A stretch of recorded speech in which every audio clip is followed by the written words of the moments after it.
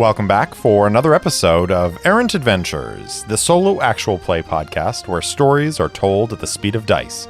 With me, Steve Morrison, your game master and solo player. Now come on, let's grab the dice and see where our story goes.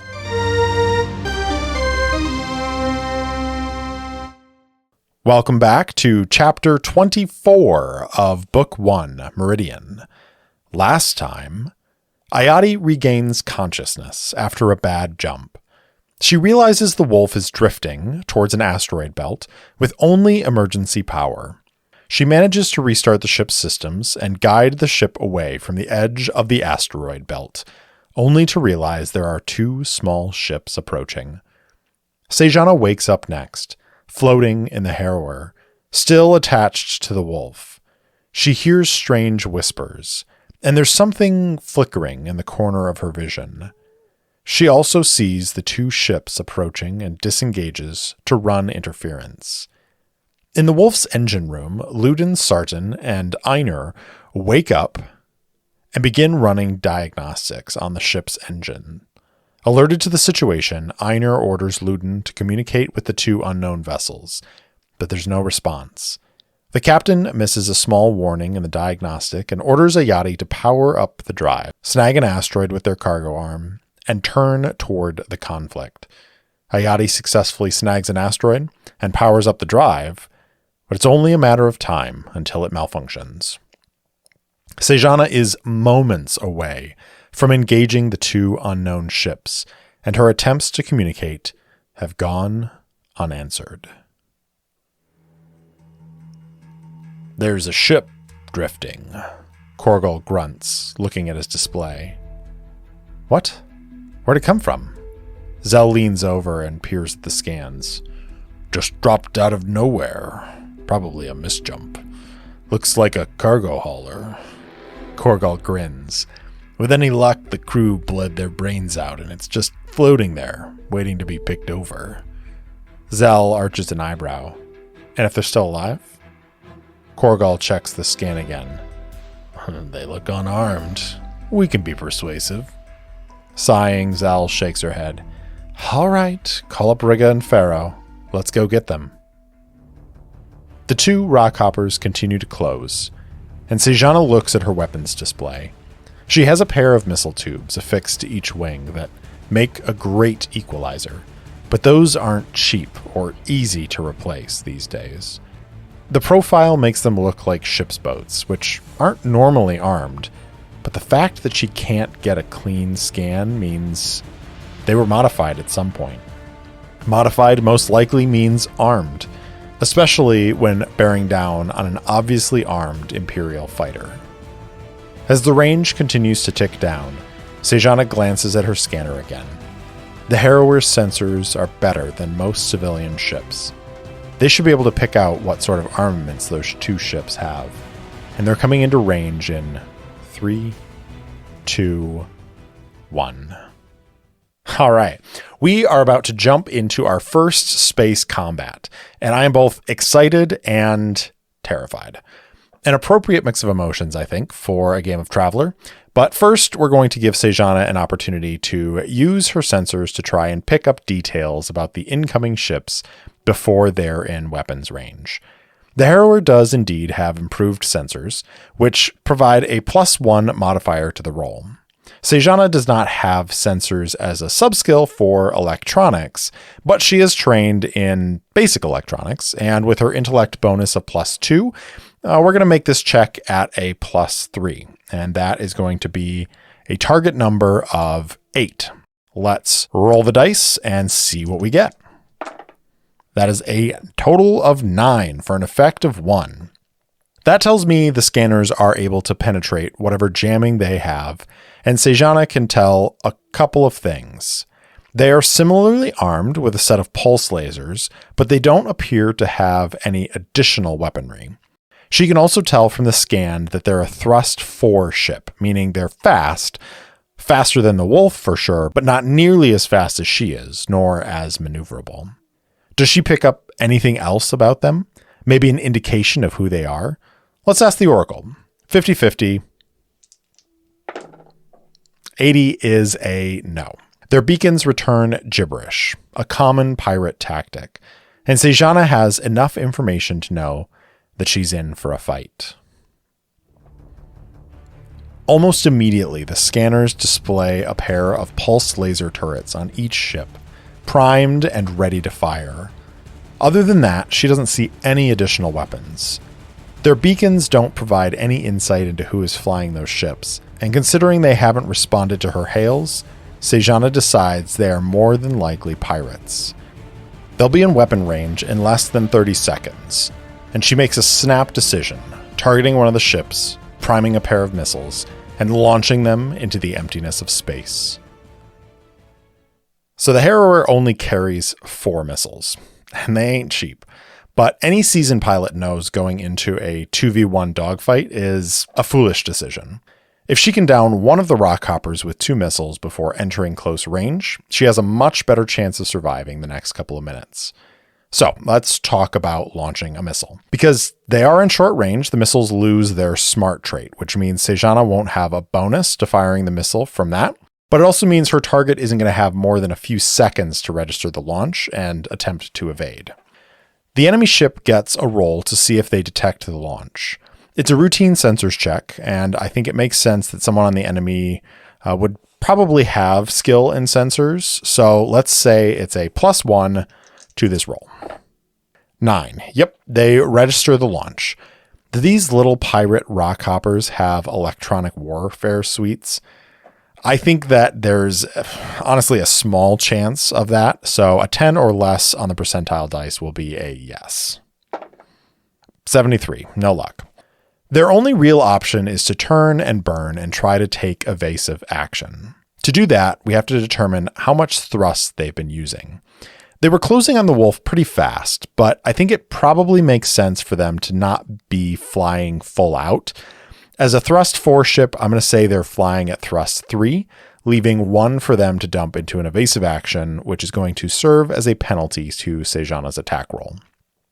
She gets +2 from the missile salvo because it contains 2 missiles. We add the -1 from the evasive action for a total of +1 against a target number of 8. Here we go. 8 exactly. That's 4d damage coming in hot. Unbelievable. I rolled 3 1s and a 6 for 9 points of damage.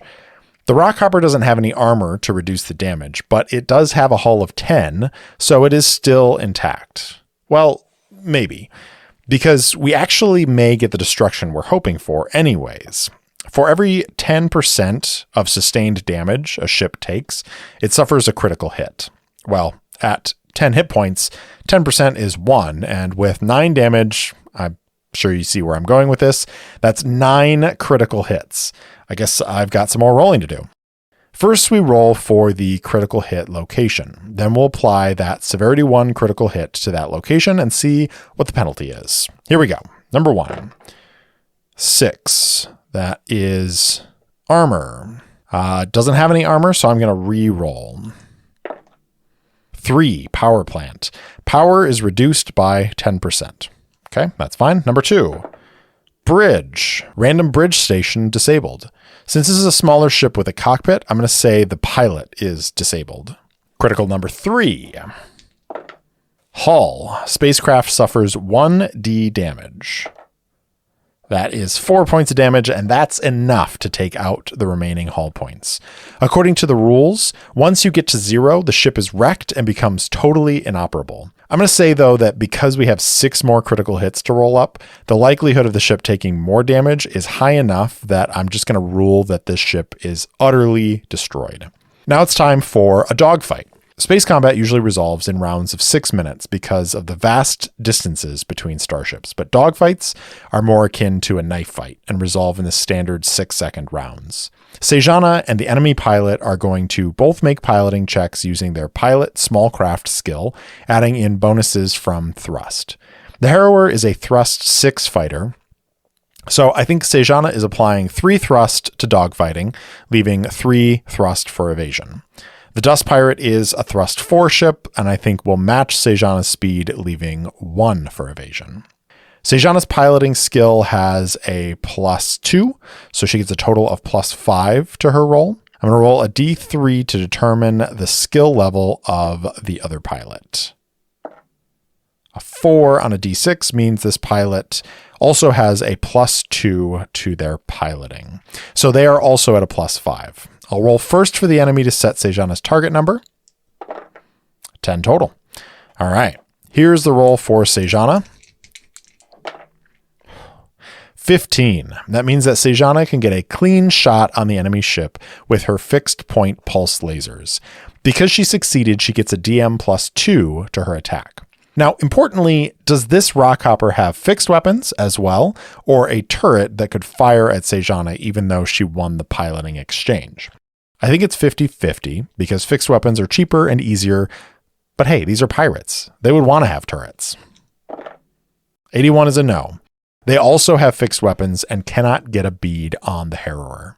Time to make our attack roll. Of course, the Rockhopper is going to dump the remaining point of thrust into evasion, providing Sejana a -1 to her attack. She has +2 from her successful piloting roll, +2 for her gunner skill, +2 from the pulse lasers, for a total of +5 after that DM penalty of 1. Here's the roll. Really, dice? That's a pair of 1s on the dice for a 7 total, which is a miss. Round 2. Opposed piloting check. Same bonuses, except Sejana gets a +5 bonus this time because of the effect on her successful pilot check last time. The pirate's roll, 14. Sejana's roll, 19. Attack roll of +5 again as the enemy tries to avoid her shots. 13 is a palpable hit. Pulse lasers deal 2d damage plus the effect, and because this Rockhopper only has 10 HP and no armor, Sejana only has to roll 5 on her dice to destroy it. Let's see how it goes. 6 + 5 is enough. Let's envision what this looks like. A tone sounds as the missiles release from the Harrower's underwing tubes, and Sejana watches them race across the distance. Whoever's flying the Rockhopper reacts quickly, jerking the ship in a stuttering maneuver designed to throw off the missile's targeting sensors.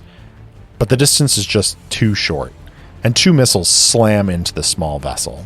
The Liar's eyes widen as the ship doesn't immediately explode. It begins to tumble wildly, shedding debris before the power plant loses containment, and the darkness of space is filled with a brilliant explosion. The other Rockhopper cuts in a hard maneuver away from its dying partner, but the seconds have passed and the range has dropped below 10 kilometers. The targeting reticle on Sejana's pulse lasers turn from red to green. She pushes the fighter after the surviving ship, which immediately begins attempting to evade. A grim admiration of the pilot's skill flits through Sejana's thoughts as she chases it through a series of maneuvers, finally settling in behind it. Lining up her shot, she squeezes the trigger and the pulse lasers spit across the emptiness. But the pirate dodges their ship a heartbeat faster, and the bolts pass harmlessly beyond them. The Rockhopper cuts left and then back to the right, diving away from the Harrower in an attempt to shake her. Snarling, Sejana mutters, "Oh, no, you don't," and brings her targeting reticle in line once again, firing another salvo. This time, the Rockhopper is a heartbeat too late dodging, and the pulse lays bolts shear through the hull, cutting it in half and sending the 2 pieces hurtling in a parallel trajectory towards the asteroid field. Sejana switches over to scanners and sweeps them over the ship's debris. 50-50 on whether there are any survivors. 69. Not nice for them, but Sejana detects no life signs from the Rockhopper. She turns the Harrower away from its trajectory and pushes the acceleration, rocketing back towards the Howlin' Wolf. Ayati shakes her head as the results of the fight become clear on her quick display. She knew Sejana was a competent pilot, but the way she handled those 2 Rockhoppers was admirable. Divide and conquer. For a moment, nostalgia for her youth when she'd been the pilot strapped onto a glorified killing machine fills her chest. She produces the small metal insignia from her pocket and turns it over a few times. If life had been different, maybe she would have flown missions for ISS too. Or maybe she would have been killed by the Regule. That had almost happened anyway. Shaking her head again, Ayati activates the comm and sends a message to the Harrower. Nice work. We were just coming to save you. Almost immediately, the comm line opens and Sejana says, With what exactly? Well, Einar had this brilliant idea about throwing an asteroid at one of those rock hoppers. Silence fills the comm channel for a moment. Is Ina with you right now? Nope, you're clear, Ayati grins. Let loose. Chuckling, Sejana says, Surely you weren't going to actually do that. You would have just as likely gotten me killed. Hey, I'm just the pilot. I already told Einar we should have some defenses on this ship. Maybe he'll finally be able to convince the boss to let us upgrade a bit. I know he's the captain, but if he orders you to throw a rock into a gunfight again, you tell him to kick rocks. There's a half smile in her words, and Ayati laughs. Then the alarm begins sounding. Aw, shit, Ayati says and switches the comm to the engine room. Cap, we got a problem. Another one? Einar grumbles. Yeah, the astrodrive's overheating. Looks like some sort of feedback loop, probably from the misjump. It could implode. I see, Einar growls. Shut the engines down. I'll take the drive offline. If I cut the engines now, we won't have enough power from the thrusters to slow us down. We'll be heading on a collision course for one of those planetary moons. I'm already starting the deceleration, but I don't want to cut the engines until we're slow enough for the thrusters to handle the rest. Good call. I'll monitor the drive, and if it looks like it's going to go critical, I'll perform an emergency shutoff from here. As soon as we're at a safe velocity, then cut the engines. So we're going to have to deal with the consequences of that failed engineering roll. I think we should just ask the Oracle, can the Wolf decelerate to a safe velocity before the engines go critical? I think it's unlikely because I think it's more interesting if they can. So 25 or less will be a yes. 61, no, they cannot, which is unfortunate for them, but certainly I think more interesting for us. I think that leads to a second question. Have they decelerated enough that Sejana could attach the Harrower and use her engines to help slow the ship? I think that's 50-50. The tonnage difference is significant between the fighter and the Wolf, but it is a military fighter, so it has a fairly advanced engine. Yeah, 50-50 feels right. 100. Well, that's a pretty emphatic no. Next, we know they're on a collision course for one of those planetary moons. They may not be able to slow down, but they can surely use the thrusters to push themselves away, unless they're already too close and are caught in the moon's gravity well. I think that's unlikely, given where I imagine them being in this system relative to the asteroid belt and the planet. So let's see if they're too close to the moon to avoid it. 25 or less will be yes. 97. That's another emphatic no.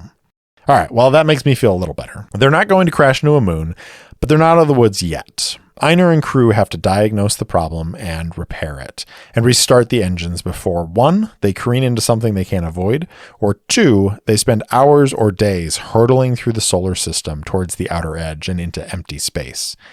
Remember, they need to refuel in order to jump again. Let's start with diagnostics. Einar is definitely going to be lead on this, but is he going to use Luden's limited engineering knowledge as an assist? I think so. I imagine Einar likes to make sure people have work to do and to feel useful as members of the crew, even in a quasi-crisis scenario. I think if they were minutes from crashing into a planet, he might behave differently, but also, I'm not really sure. After all, I think Einar puts a certain amount of trust in people to do the jobs given to them. So let's go ahead and do a linked test. We're definitely going to be using engineer for Einar, but Luden came to the crew as a mechanic, so I think that's what he's going to use. Einar tells him to inventory the physical components of the astrodrive to ensure there's nothing wrong, while Einar does a higher level diagnostic of the system interface. I think this is probably a pretty standard difficulty, so a target number of 8, but I don't think they can take extra time with the uncertainty in this system. So let's roll the dice and see what happens. 9 is a success with an effect of 1, and that gives Einar a DM of +2. Since he barely missed the first engineer test, I don't think this is a catastrophic problem, so I'm going to leave the difficulty at 8, With Luden's assistance, Einar's rolling at +4. Einar, buddy, you've got to get some rest. That is an 8, which is just enough, but it really shouldn't be so hard. They figure out what the issue is, and obviously they're going to try and fix it. Probably that's another engineer test. I'll just continue the task chain. Because Einar succeeded with 0 effect, he gets a +1 to his next test, so +3 for another engineer drive roll. 6.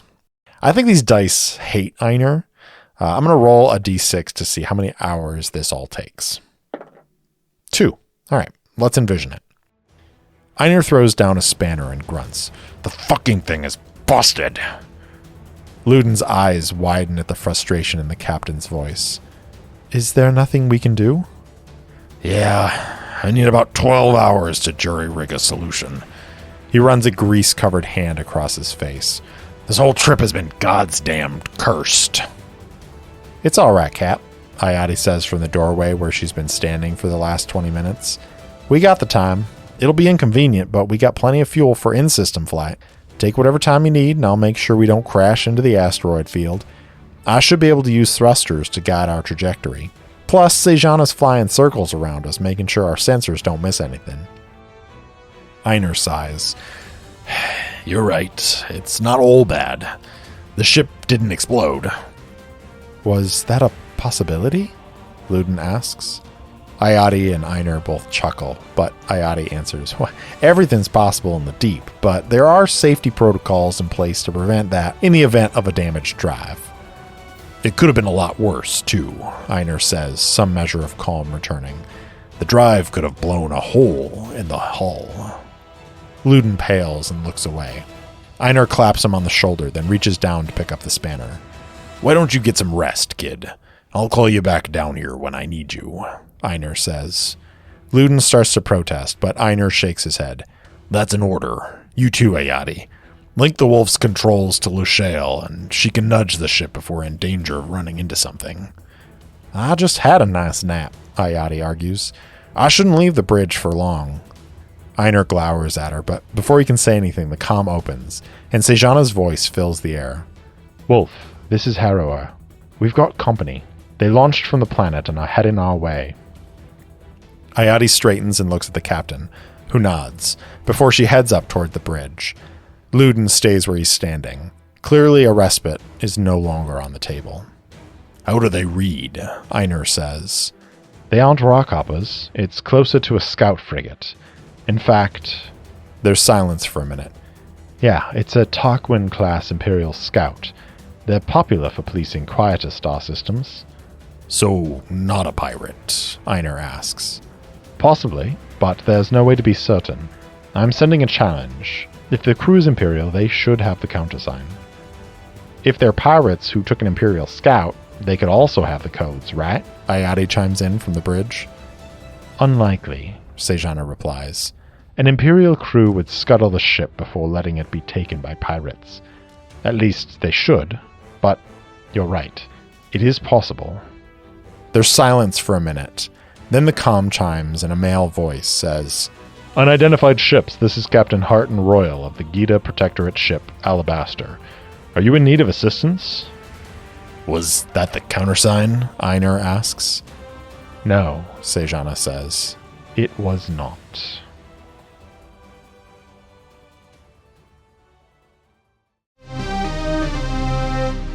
Thanks for listening to Errant Adventures. If you enjoyed the show, please spread the word. And if you want to support the show directly, leave me a review or support me on Patreon at patreon.com/errantadventures. You can also buy me a coffee at ko-fi.com/errantadventures. If you want to interact with me, my handle on all the socials is @errantsolopod, or you can email me at errantsolopod@gmail.com. I also post short fiction and campaign-related materials on my website, errantadventurespod.com. Thanks again for listening, and I'll see you in the deep, liars.